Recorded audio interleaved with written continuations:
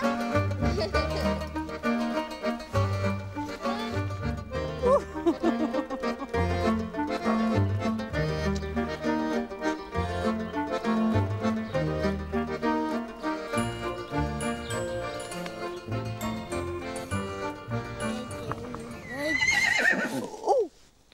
Mais qu'est-ce qu'il fait? Oh, mais qu'est-ce qu'il fait? C'est mercredi.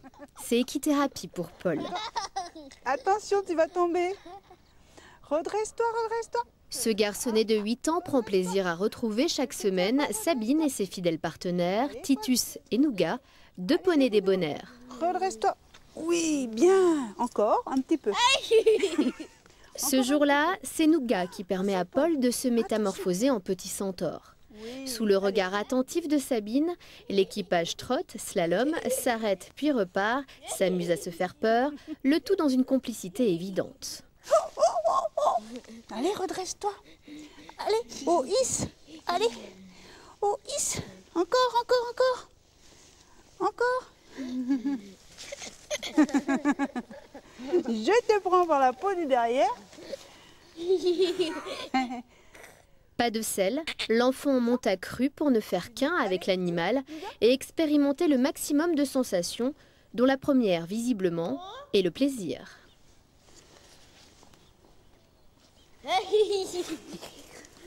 Alors, une autre chanson?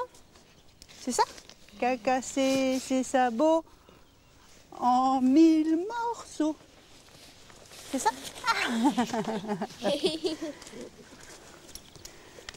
On ne peut pas travailler dans la contrainte, donc on est tout le temps dans le jeu. Bon, c'est vrai que je joue pas mal avec l'équilibre de Paul parce que c'est aussi le travail qu'on m'a demandé de faire. Donc je le laisse, souvent je le laisse à la limite pour que lui puisse se redresser tout seul et il a gagné pas mal en équilibre. Et dans le jeu, tout quoi. Alors quand on touche, parce que maintenant il touche le cheval, alors qu'au début il ne touchait pas du tout. Voilà. Et puis là, je sens qu'il est fatigué. Et il y a un moment, dans la séance, il faut beaucoup de concentration, beaucoup de travail physique. Ça n'a pas l'air comme ça, mais bon, c'est vraiment beaucoup de contractures musculaires. Et puis, concentration. Ah, c'est vrai. Un câlin pour lui dire au revoir? C'est chaud. Oh, il souffle. Comment il fait? Il te dit au revoir. Hein?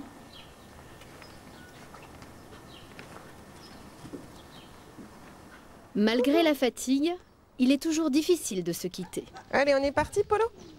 On va à la voiture? On rentre à la maison? Ah, bah tu la reverras la semaine prochaine, Sabine. Elle est avec Guy, là, maintenant. Hein? Bah oui, tu la reverras la semaine prochaine. Oh, t'as ramené plein de poils de nougat aujourd'hui. Eh oui. Oh, ces poneys, hein, ils perdent leurs poils en ce moment. Hein. C'est l'association Dijonnaise Grandir qui a parlé de l'équithérapie aux parents de Paul et s'est proposé de financer les séances. Une idée qui a d'abord désarçonné Valérie et Thierry. Assis-toi. Assis-toi bien et tu tiens bien. Tiens bien. Tu es prêt? Tu te tiens. Tu te tiens, Paul. Tiens-toi. Tiens-toi, maman. Tiens-toi. Tiens-toi bien. Et tu remontes. Leur petit garçon est atteint de cytopathie mitochondriale. Cette maladie génétique entraîne chez Paul des retards psychomoteurs, mais aussi une hypertrophie du toucher qui lui rend de nombreux objets ou matières difficiles à manipuler. Une vie à fleur de peau, perçue à l'époque par ses proches comme un obstacle majeur à l'équithérapie.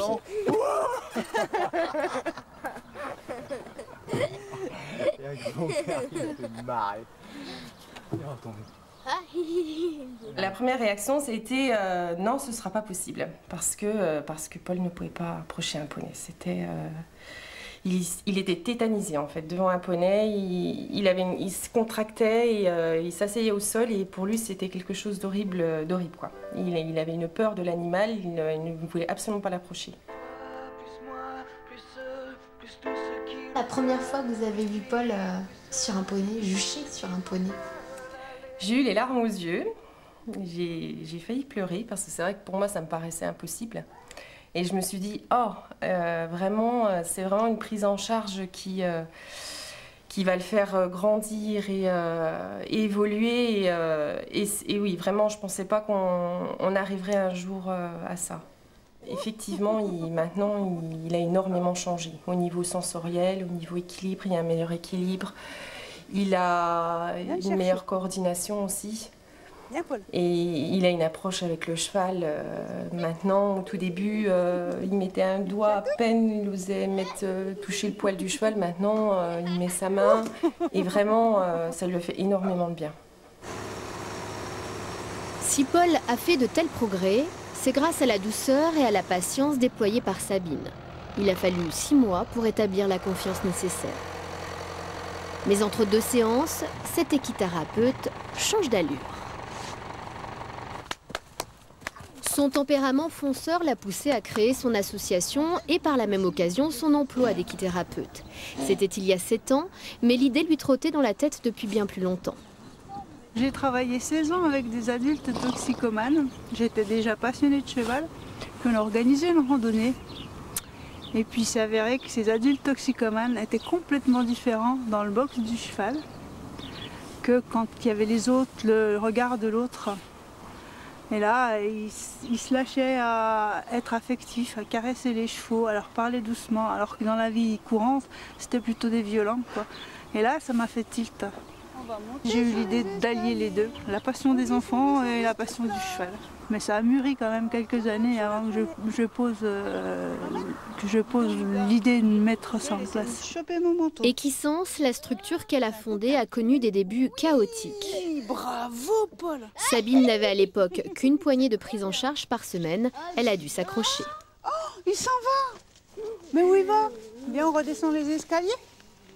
Aujourd'hui, de plus en plus d'institutions et de parents lui font confiance. Une quarantaine de personnes bénéficient de son savoir-faire et désormais de celui de toute une équipe. Bonjour Christophe. Bonjour Claude. Julien est moniteur d'équitation. Il s'occupe des adolescents et des adultes.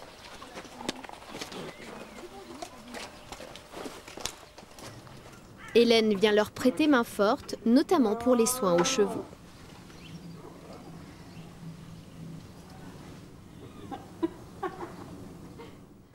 Quand ils sont en séance, voilà, je vous ai dit ça parce que c'est gênant, vous-même vous accepteriez pas qu'il y ait des... La vie galope, les reprises s'enchaînent, mais une fois par mois, tous ensemble, ils font une pause pour réfléchir.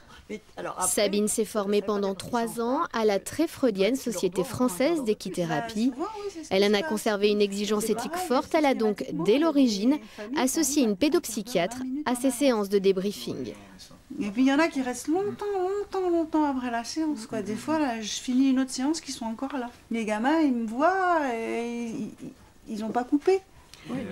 Catherine Marie apporte les éclairages et le recul nécessaires devant les situations délicates.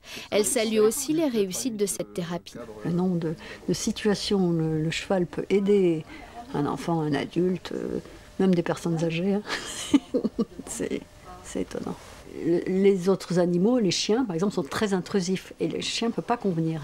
Le cheval, bon, il est impressionnant, mais c'est en même temps un animal qu'on peut approcher, toucher, se blottir. Bon, il y a aussi tout ce qui se passe au niveau du regard. Le cheval a un regard qui est latéral et non pas de face, comme le chien. Et justement, il ne nous regarde jamais de la même façon qu'on se regarde. Et ça aide des gens, parce qu'ils sont pas... En plus, le cheval ne juge pas, hein, comme on dit, bien sûr, c'est évident. Mais bon. On est arrivé. Allez, on rentre. Alors, où est-ce qu'on va maintenant? Nous retrouvons Paul au centre Aurore.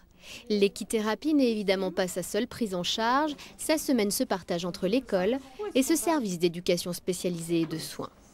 Il y travaille avec des éducatrices, des orthophonistes, des psychomotriciennes, mais c'est Evelyne son point d'ancrage. Où il est le petit? Tu me montres avec ton doigt? Oui, ici, sur ses bras. Et hop. Et hop. Elle suit le garçonnet depuis 4 ans et elle aussi mesure le chemin parcouru par Paul ces derniers mois.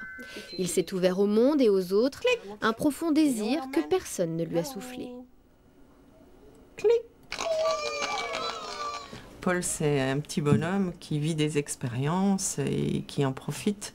Mais je pense qu'on a tous ce même objectif de lui permettre d'exister par lui-même, hein, parce qu'il est quand même assez dépendant des adultes pour toutes ses activités. Et je crois que plus on va l'aider à faire des choses par lui-même, et plus il va pouvoir se réaliser en tant qu'un être, un individu à part entière. Et ça, c'est l'objectif qui est recherché partout. Chouette, c'est à nouveau mercredi, le jour de l'équithérapie. Il est loin le temps où Paul ne pouvait s'approcher de Titus à moins de 5 mètres. Oh, tu te couches? Allez, ta tête aussi. Voilà. Allez, debout, debout, debout, debout. Bien. L'expérience de Sabine fourmille ainsi de petits miracles et de belles histoires. Encore, encore. Oui, bravo.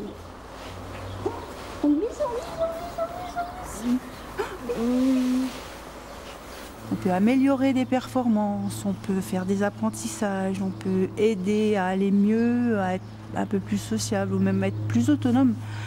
Mais de guérir 100%, pas toujours, mais améliorer, vraiment. Le soin, c'est ça, c'est améliorer et faire en sorte qu'on soit mieux, aussi bien dans sa tête que dans son corps, avec les handicaps qu'on a. J'ai des enfants paraplégiques, j'ai des enfants tétraplégiques, et le fait de venir ici, de soigner le cheval, de le brosser, de réussir quand même à monter à cheval, et d'aller en balade dans la forêt, en dehors du fauteuil roulant, c'est fabuleux, rien que ça, c'est fabuleux, quoi. Ils sont lisses.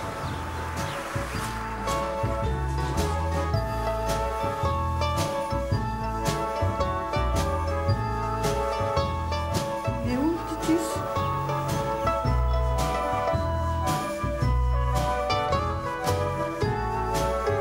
Il souffle avec son nez, regarde.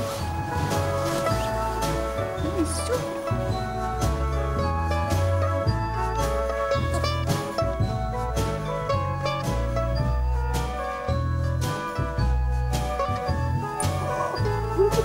Qu'est-ce qu'il fait? Oh, t'as mangé du poil. Oh, dis donc, mais tu lui as fait un bisou.